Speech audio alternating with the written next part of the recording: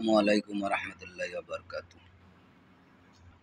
প্রিয় বন্ধুরা, কলিজার ভাই বোনেরা, আপনাদের সামনে আবারও একটি লাইভ নিয়ে আসলাম।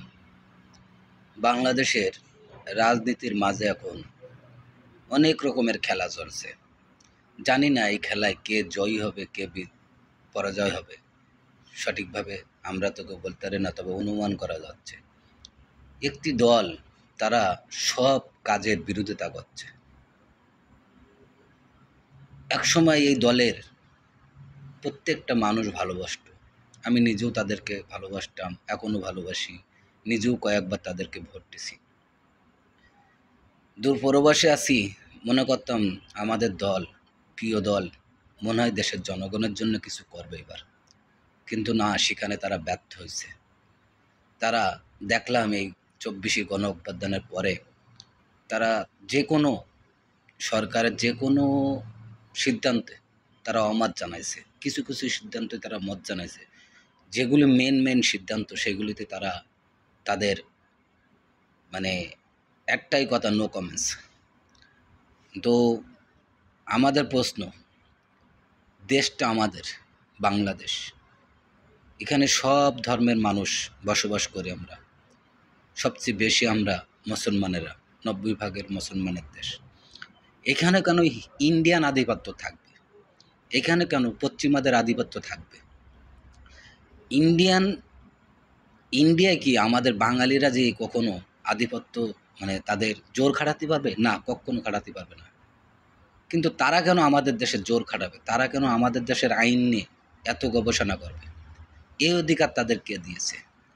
এই অধিকার দেওয়ার মূল কারণ হচ্ছে আমাদের বাংলাদেশের যারা বামপন্থী নেতা আছে তারাই। কারণ তারা ইন্ডিয়াকে ল্যাজো করে এই দেশ স্বাধীনের 54 বছর ধরে তারা কিন্তু এইভাবে দেশ চালাইছে। দেখেন, খেয়াল করি, মালয়েশিয়া বলেন, অন্যান্য রাষ্ট্র বলেন, আমাদের পরে যারা স্বাধীন হয়েছে, আমাদের কয়েকদিন আগে যারা স্বাধীন হয়েছে, তারা কোথায় আর আমরা কোথায়? এগুলো দেখলে আমাদের দুঃখ লাগে। আজকে আমরা প্রবাসীরা, বাংলাদেশি যারা প্রবাসী আছি, আমরা যে দেশে আসি না কেন, আমাদের দেখে মানুষ ঘৃণা করে। কারণ আমরা বাংলাদেশি। আমাদের নীতি নাই, আমরা টাকার কাছে বিক্রি হয়ে যাই। এইভাবে আর কতদিন চলবে? এই দুনিয়ায় তো আমরা কেউ বেঁচে থাকবো না। দেখেন, আজকের বিএনপির চেয়ারপারসন দেশনেত্রী বেগম খালেদা জিয়া, তিনি অসুস্থ। আমাদের মাদের চেয়েও বয়সের বেশি অনেক। আমাদের মা, সবারই মা বোন আছে। উনি দেশনেত্রী বেগম খালেদা জিয়া, শহীদ মরহুম প্রেসিডেন্ট জিয়াউর রহমানের স্ত্রী, ভারপ্রাপ্ত চেয়ারম্যান জনাব তারেক রহমানের মা, মরহুম আরাফাত কোকো ভাইয়ের মা। আমরা তাকে সম্মান করি, ভালোবাসি। তার জন্য দোয়া করি, আল্লাহ পাক তাকে সুস্থতা দান করুক, আমাদের মাঝে আবার ফিরিয়ে দিক। তিনার বয়স হয়ে গেছে, কারণ মানুষের দুনিয়ায় আসার সিরিয়াল আছে, যাওয়ার সিরিয়াল নাই। সেই হিসাবে এখন দেখেন কত মানুষ, আমাদের বয়সী মানুষ মারা যাচ্ছে। সেই তুলনায় ম্যাডাম জিয়া, তার বয়স কিন্তু প্রায় 100-র কাছাকাছি। তিনি এখনও আমাদের মাঝে চলতে পারেন, কথা বলতে পারেন। এটাও আল্লাহর একটা নিয়ামত। আমরা তার জন্য দোয়া করি। দেখেন, বাংলাদেশ ইসলামী ছাত্র শিবির ভাইয়েরা, বিভিন্ন আলেম ওলামারা সবাই তার জন্য দোয়া করছে। গোটা বাংলাদেশের মানুষ সবাই তার জন্য দোয়া করছে। যারা বাংলাদেশি প্রবাসী আছে তারাও তার জন্য দোয়া করছে। এর ভিতরে দেশনেত্রী বেগম খালেদা জিয়া, বিএনপি চেয়ারপারসন, তিনিও অসুস্থ। কিন্তু তার মাঝে দেখেন, এই বিএনপি নেতাদের ভিতরে কোনো অনুশাসন নেই। মিডিয়ার সামনে যারা দুঃখ প্রকাশ করলে ভিতরে ভিতরে তাদের কিন্তু অন্য একটা খেলা তারা মজে উঠেছে। তাই যদি না হবে, দেখেন, বিএনপির যে নাম ডাক ছিল, সেই নাম ডাক কিন্তু এখন বর্তমানে নাই। এখন নাই, আস্তে আস্তে আরও থাকবে না। কারণ এইসব দুষ্কৃত যেসব নেতাগুলি আছে, তাদের কারণে এই বিএনপির নাম থাকবে না। আজকের আওয়ামী লীগ কিন্তু ধ্বংস হয়ে গেছে কিছু দুষ্কৃতিকার লোকদের কারণে, যাদের কারণে ক্ষতি হয়েছে। শেখ হাসিনা বুঝতে পারে নাই, এখন শেখ হাসিনা হয়তো বুঝলেও বুঝতে পারে, কিন্তু ওদের দলের ভিতরে কিছু দুষ্কৃত লোক ছিল, তাদের কারণে। সেম বিএনপির ভিতরেও আছে, বিএনপির ভিতরে বর্তমানে বেশি। এই জন্য একদিনকে দেখবেন এদের নামও থাকবে না।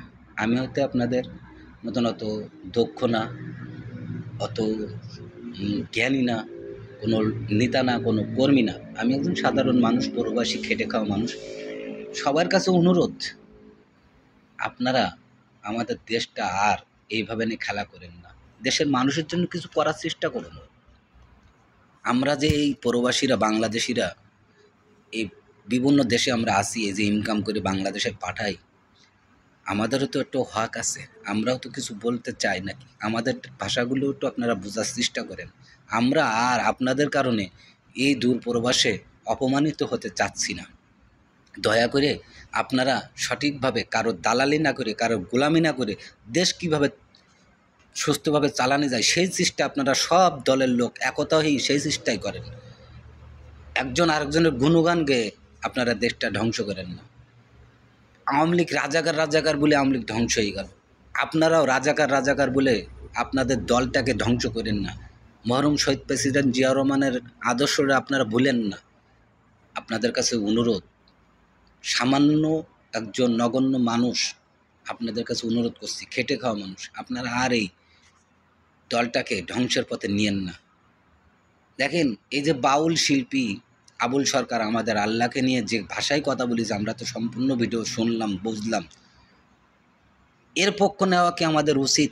এখানেও ছাত্র দলের নেতারা মিছিল করে, বামপন্থী নেতারাও মিছিল করে, সেই সাথে বিএনপির দলের মহাসচিব মির্জা ফখরুল সাহেব উনিও তাদের পক্ষ নিলেন। এটা আমরা আশা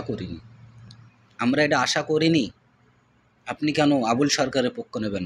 ভোট কালেকশন, তাহলে খালি এই কিছু কয়েক লাখ বাউল শিল্পী আপনাদের ভোট দিলে আপনারা জয়যুক্ত হয়ে যাবেন?